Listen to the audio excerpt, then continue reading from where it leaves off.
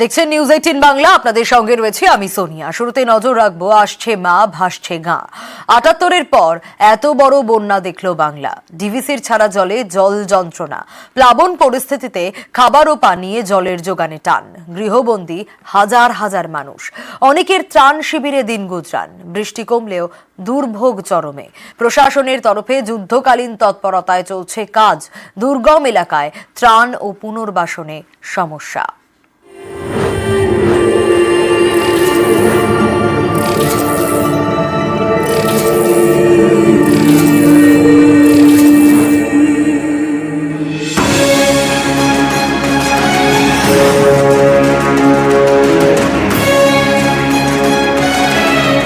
এই রাস্তায় যেখানে আমি দাঁড়িয়ে রয়েছে এটা রাজ্য সড়ক, এইদিকে কলকাতা আর ওদিকে আরামবাগ। আসলে এই মুহূর্তে যেখানে আমি দাঁড়িয়ে রয়েছি পুরসুরার বিভিন্ন জায়গা ঘুরে দেখছি এবং এই রাজ্য সড়কের ছবি আপনাদের সামনে কেন এখন তুলে ধরছি তার কারণ হচ্ছে দুধারে প্লাবিত অঞ্চলের মানুষ তারা এখন এই রাজ্য সড়কের ওপর উঠে এসেছে।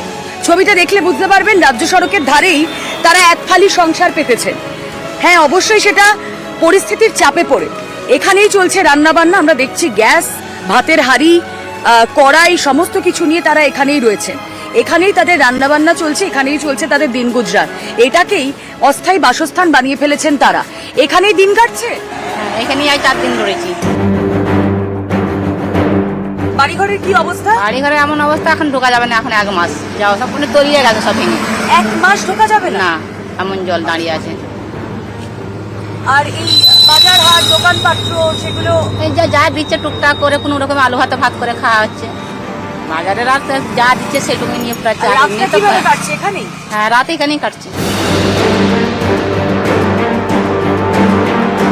এখানে শোয়া, এখানে খাওয়া, এখানে সব। মানে বাড়ির জল নামতে এখনো মাসখানেক। হ্যাঁ, মাঝখানে। আমরা যে কথা বারবার বলছিলাম তার থেকে হাতে গোনা আর কয়েকটা দিন পরেই পুজো, সুতরাং তারা নিজেরাও জানেন না যে পুজোতেও তারা বাড়িতে ফিরতে পারবেন কিনা। বাড়ি ঘর সব পড়ে গেছে, এখন বাড়িতে এখন যেতে গেলে এখন 1 গলা জল আছে। আচ্ছা, আপনি তো দীর্ঘদিন ধরেই এখানকার বাসিন্দা, এখানে বন্যা তো আগেও হয়েছে, কিন্তু এই রকম হয়েছে কি? এরকম হয়নি, এবার বেশি হয়েছে। এই কি প্রথমবার আপনারা রাস্তার উপর এসে থাকছেন? হ্যাঁ, প্রথম। খুব রিস্কের মধ্যে আছি, ছেলে মেয়ে নিয়ে কি করব, কোনো উপায় নেই। যে ঘর থাকলেও যে সাঁতার কেটে যে ঘরে যাবো, ঘরও তো নেই। যে ছেলে মেয়ে নিয়ে আর কি করবো, বাধ্য হয়ে আমাদের এইখানে থাকতে হচ্ছে।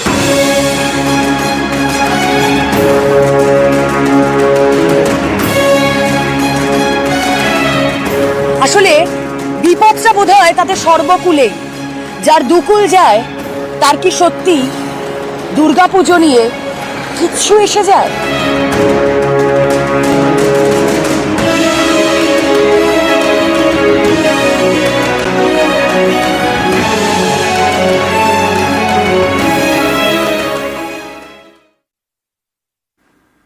ডিভিসির ছাড়া জলে দুর্ভোগ, ভাসছে দক্ষিণবঙ্গের বিস্তীর্ণ এলাকা। ঘাটাল পাঁশকুড়ায় যন্ত্রণার জল ছবি।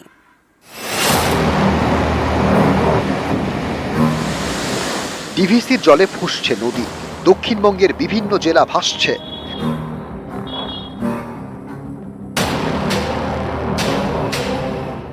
চরম দুর্ভোগে ঘাটাল পুরসভার 13টি ওয়ার্ড। বাড়ির একতলা ডুবে যাওয়ায় ছাদেই ত্রিপল খাটিয়ে থাকছেন অনেকে। ঘরে সব জল ডুবে আছে, আমরা উপরে দোতলায় আছি, আর জলে পাড়াপাড়ে বহু সমস্যা। রাজ্য সড়কের ধারেও আশ্রয় দুর্গতদের। কদিন এখানে আছেন রাস্তার উপরে? এখানে 5 দিন আছে। রাস্তার উপরে? বাড়িতে নেই কেন? না, বাড়িতে জলে ডুবে গেছে। বাড়ি তাহলে কবে ফিরবেন? সামনে পুজো তো। সামনে জল মরলে ফিরবো। কবে ফিরবেন জানেন না, আর না যদি জল মরে তাই থাকতে হবে। এখন দোকান বাজার যেতে হচ্ছে নৌকায় চড়ে। বহু এলাকায় বিদ্যুৎ নেই, মোবাইল ফোন চার্জ দিতেও সমস্যা হচ্ছে বলে দাবি স্থানীয়দের। মোবাইলের টাওয়ার একদমই নেই, ফোনে চার্জও নেই।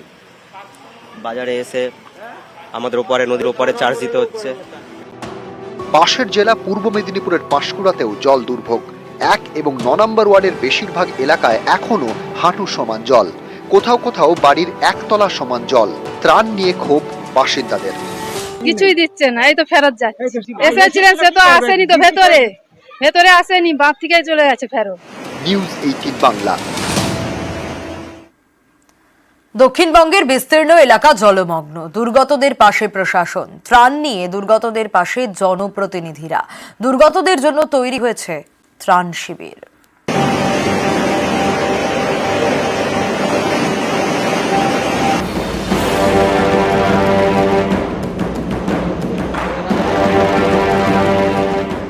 কয়েকদিনের নিম্নচাপের বৃষ্টি, তার উপরে ডিভিসির ছাড়া জল, এর জেরে দক্ষিণবঙ্গের বিস্তীর্ণ এলাকা প্লাবিত। পরিস্থিতি মোকাবিলায় আসরে প্রশাসন।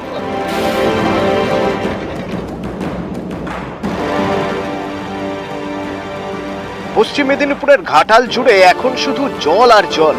এই পরিস্থিতিতে ত্রাণ নিয়ে দুর্গতদের কাছে পুলিশ। শুকনো খাবারের পাশাপাশি বিলি করা হয় ত্রিপল।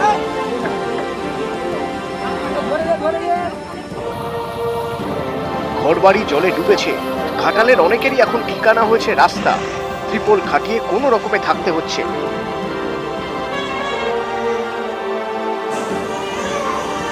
ঘাটালের অনেকের ঠাঁই হয়েছে সরকারি ত্রাণ শিবিরে।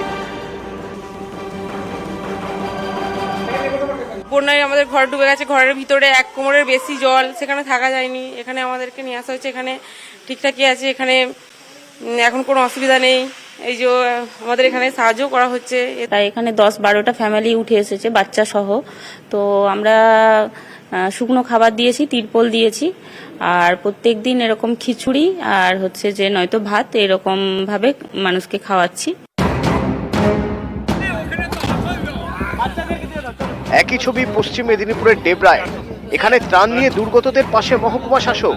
স্পিড বোটে চেপে বাড়ি বাড়ি গিয়ে ত্রাণ বিলি করেন তিনি। ডেবরায় ত্রাণ বিতরণ শিবিরও করে প্রশাসন। দুর্গতদের খাবার বিলি করা হয়।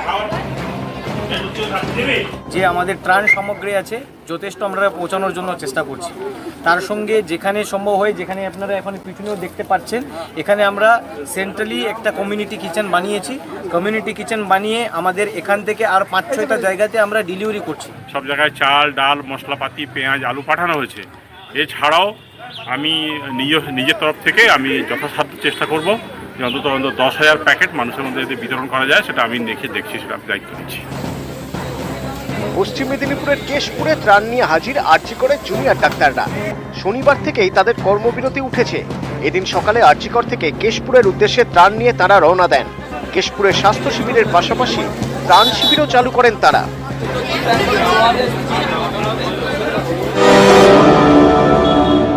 পূর্ব মেদিনীপুরের পাঁশকুড়াও প্লাবিত। শনিবার পাঁশকুড়া পুরসভা এলাকায় খাবার বিলি করে পুলিশ।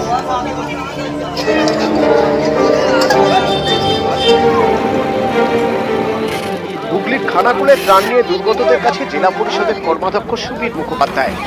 শনিবার সকালে স্পিড বোটে চেপে খানাকুলের বিভিন্ন জায়গায় যান তিনি। শুকনো খাবারের পাশাপাশি ওষুধও বিলি করেন।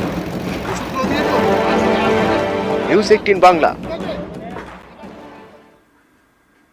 ঘাটালে চারিদিকে এখনো জলে জল, কিন্তু ঘরে খাবার জল নেই। স্থানীয়দের দাবি, যে জল জমে রয়েছে সেই জলই ফুটিয়ে খেতে হচ্ছে, কারণ এছাড়া তো উপায় নেই। আমতাতেও পানীয় জলের সংকট।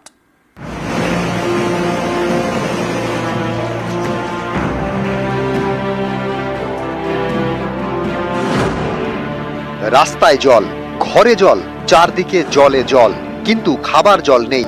কোথাও হাঁড়ি কলসি নিয়ে জল পেরিয়ে জলের খোঁজ, কোথাও বন্যার জলই খাবার জল।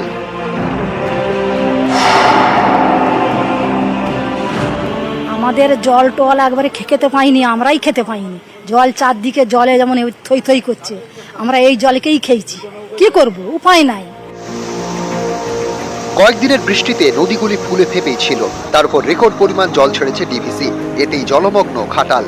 একতলা বাড়ির সমান জল, খাবার জলের কল সব ডুবে গিয়েছে। তাই তেষ্টা মেটাতে অনেকের জমা জলই ভরসা। বৃহস্পতিবার এই খবর দেখানো হয় নিউজ 18 বাংলায়। পানীয় জল কি করব, আর ওই বন্যার জলই একটু ফুটিয়ে তাকে ফিল্টার করে যা করে খেতে হবে, এছাড়া উপায় নেই। তারপরেও কেটে গিয়েছে সময়, এখনো ঘাটালে খাবার জলের কষ্ট। পানীয় জল কিছু কিছু জায়গায় সংকট হচ্ছে, আমাদের পাশে টিউবওয়েল থেকে জল নেওয়া হচ্ছে, অনেক জায়গাতেই জলের সমস্যা হচ্ছে, সব জায়গায় তো জল পাওয়া যাচ্ছে না, অনেক জায়গাতেই সমস্যা হচ্ছে। কেউ কেউ বলছেন অবস্থা এতটাই খারাপ যে জমা জলই ফুটিয়ে খেতে হয়েছে তাদের। আমাদের জল টল একবারে খেতে পাইনি, আমরাই খেতে পাইনি। জল চারদিকে জলে যেমন থই থই করছে, আমরা এই জলকেই খেয়েছি। কি করব, উপায় নাই, নামতে পারিনি, কি করব, স্কুলের টঙে রয়েছে অবস্থা।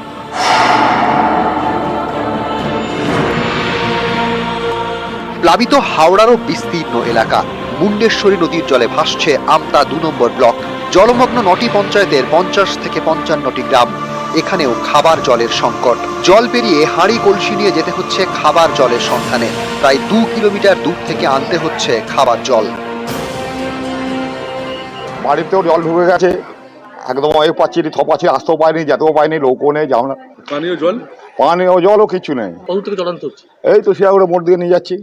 2-3 কিলোমিটার হবে? হ্যাঁ, এই শিয়াগুড়ো মোড় দিন আমার বাড়ি যেতে 2 কিলোমিটার। কি যাতায়াত করবেন কি করে? এই তো এই রাস্তা পর্যন্ত এক কোমর জল। অনেক বলছে জলের প্রবলেম, জল পাচ্ছে না ঠিক মতো। জল পাওয়া যাচ্ছে না তো ঠিক মতো। কত দূর থেকে জল নিয়ে যেতে হচ্ছে? অনেক দূর থেকে নিয়ে আসতে হচ্ছে, যেখানে জেগে আছে ওখান থেকে আনা হচ্ছে। 1.5 কিলোমিটার হবে। হ্যাঁ। নিউজ 18 বাংলা।